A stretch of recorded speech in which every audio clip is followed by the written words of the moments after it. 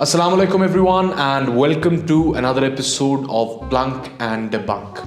हम हर एपिसोड में पाकिस्तान के सियासी माहौल में होने वाली मज़हका खेज अब्सर्ड चीज़ों पर तबसरा करते हैं, और जब कोई एक एपिसोड मुकम्मल हो जाता है तो मैं अपने जहन में सोचता हूँ कि शायद अगले हफ्ते मेरे पास मवाद ना हो और मैं यहाँ कैमरा के सामने बैठकर आपसे प्यार मोहब्बत की दिल की बातें करूँ। हर हफ्ते का आगाज़ इस उम्मीद से करता हूँ कि शायद अगले हफ्ते के एपिसोड में हम होलसम बातें करेंगे और सकून तहम्मुल से 8-10 मिनट की एक खूबसूरत सी वीडियो आपकी खिदमत में पेश करेंगे।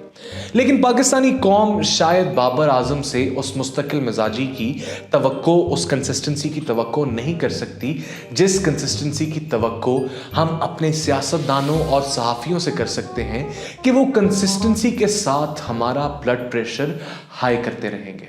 अगर इस तरह ही चलता रहा तो अगले 2-3 एपिसोड्स में मेरे सर पर सफ़ेद बाल और चेहरे पर झुर्रियाँ आना शुरू हो जाएंगी।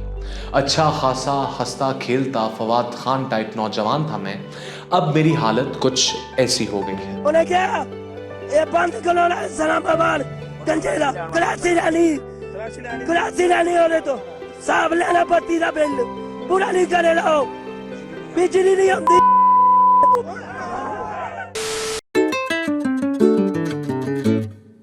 पाकिस्तान में आए दिन कोई ऑडियो इस तरह लीक हो जाती है जिस तरह गरीब की मोटरसाइकिल की टैंकी से पेट्रोल, क्योंकि पाकिस्तानी सहाफत का एक सुनहरी असूल है, कोई शख्स भी जब पब्लिक लाइमलाइट में आ जाए तो उसके खानदान का कोई फर्द भी प्राइवेट कॉन्वर्सेशन करने का और उस कॉन्वर्सेशन के प्राइवेट रहने का हक नहीं रखता।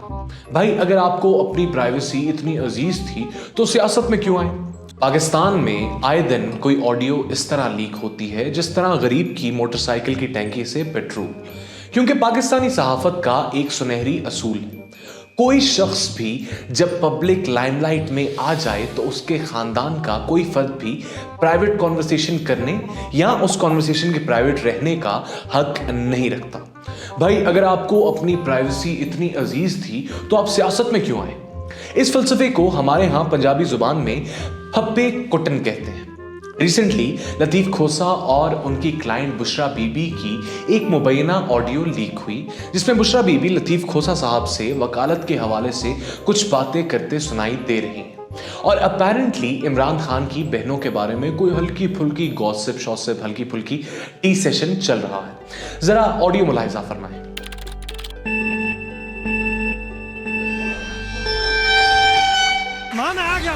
हाँ मेरा बेटा आ गया मेरा बेटा, आजा आजा बेटे। सुनो तो माँ, मैं आ गया माँ। देखें जी, हम पर्सनली किसी की जाती कॉन्वर्सेशन, भले वो असली हो या नकली, एडिटेड हो या फिर ओरिजिनल हो, हम किसी की भी जाती कॉन्वर्सेशन को इस तरह पब्लिसाइज करना मायूब और गिरी हुई हरकत समझते हैं। हमारा ज़मीर इस बात की इजाज़त नहीं देता कि हम इस तरह की कोई चीज़ अपने प्लेटफॉर्म पर नशर करें। ये एक इंतहाई घटिया हरकत है और चीप सनसनी खेज जर्नलिज्म है। और अगर आप ये ऑडियो सुनना चाहते हैं तो चीप सनसनी खेज जर्नलिज्म पाकिस्तानी मेन स्ट्रीम की फील्ड ऑफ एक्सपर्टीज है, और इस एक मुबैना ऑडियो को एक अहम खबर के तौर पर पेश करते हुए हमारे तमाम मेन स्ट्रीम न्यूज़ चैनल्स ने चलाया। और अभी आपको बड़ी खबर दें कि लतीफ़ खोसा और बुशरा बीबी की मुबैना ऑडियो सामने आ गई है। बुशरा बीबी और चेयरमैन पीटीआई की बहनों के दरमियान इख्तलाफात सामने आ गए हैं। चेयरमैन तहरीक इंसाफ की अहलिया बुशरा बीबी की मुबैना टेलीफोनिक गुफ्तगू में उन्होंने क्या कहा है, आप भी सुनिए। एक अखबार ने तो ये सुर्खी तक शाया कर दी कि इमरान खान की बीवी और बहनों में रिवायती नंदों और भावजों जैसे इख्तलाफात हैं।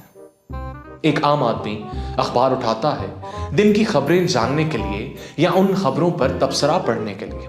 अब सोचें, उस आदमी के 30 रुपए तो ज़ाया हो गए जब वो इंफॉर्मेशन के लिए अखबार उठाए और आगे सास बहू वाला ड्रामा चल रहा हो।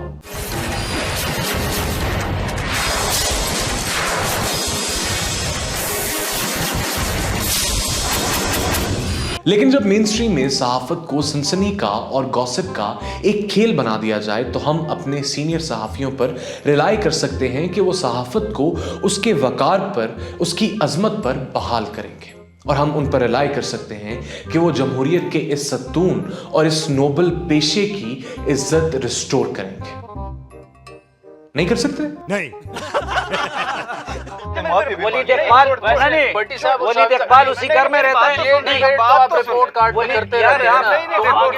आगे ही बढ़ रहा हूं, मैंने आपसे मैं अभी आपसे पूछता हूँ बड़े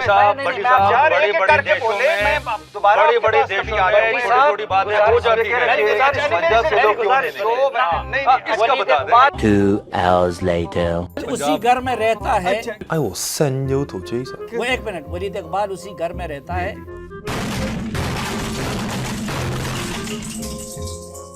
कोई हाल नहीं।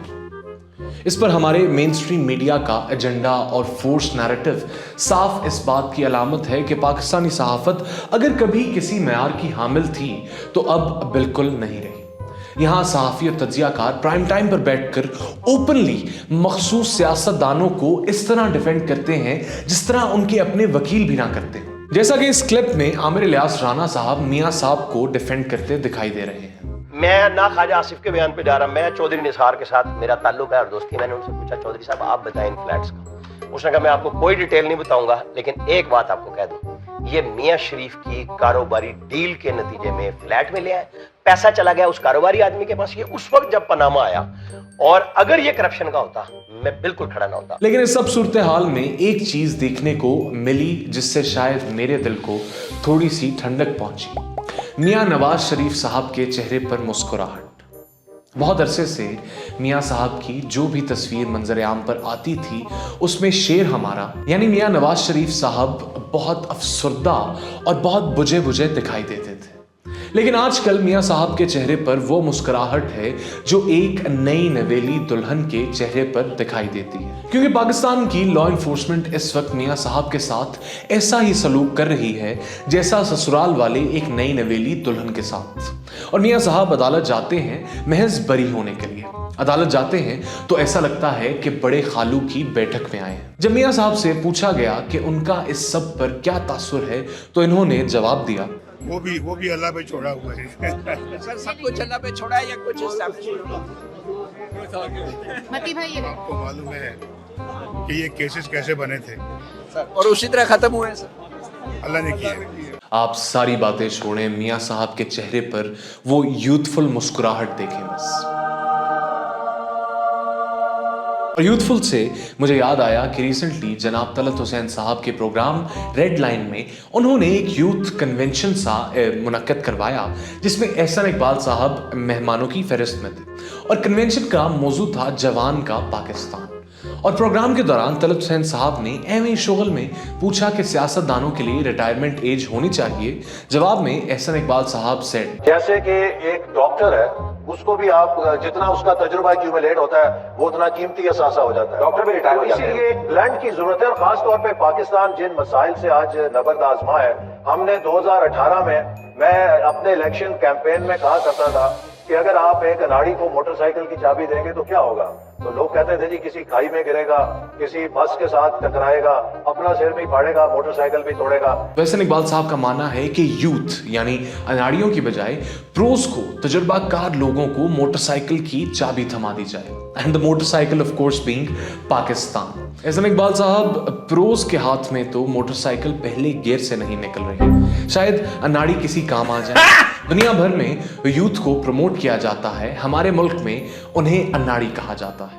अफसोस सद अफसोस। व्यूअर्स, अब हम आ गए हैं अपने प्रोग्राम के अपील वाले सेगमेंट में।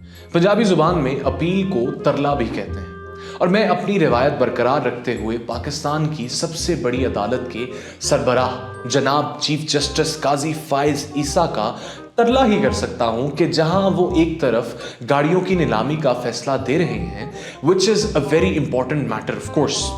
गाड़ियों की नीलामी से आम आदमी के लिए बहुत बेहतरी होगी और सिविल बालादस्ती, जिसके चीफ जस्टिस साहब खुद सबसे बड़े कैंपेनर रहे हैं, मर्सिडीज बेंज की नीलामी से बहाल हो जाएगी। वहीं दूसरी तरफ मुल्क में होते आइन के साथ खिलवाड़ पर भी कोई ठोस एक्शन लिया जाए और एक फ्री एंड फेयर इलेक्शन को तमाम सियासी पार्टियों को कॉन्फिडेंस में लेकर यकीनी बनाया जाए। एंड आई रिपीट, तमाम सियासी पार्टियों को कॉन्फिडेंस में लिया जाए और हकीकी मानों में एक लेवल प्लेइंग फील्ड बनाई जाए ताकि पाकिस्तानी इदारों को लोग बीसीसीआई के पिच क्यूरेटर से कंफ्यूज ना करने लगे।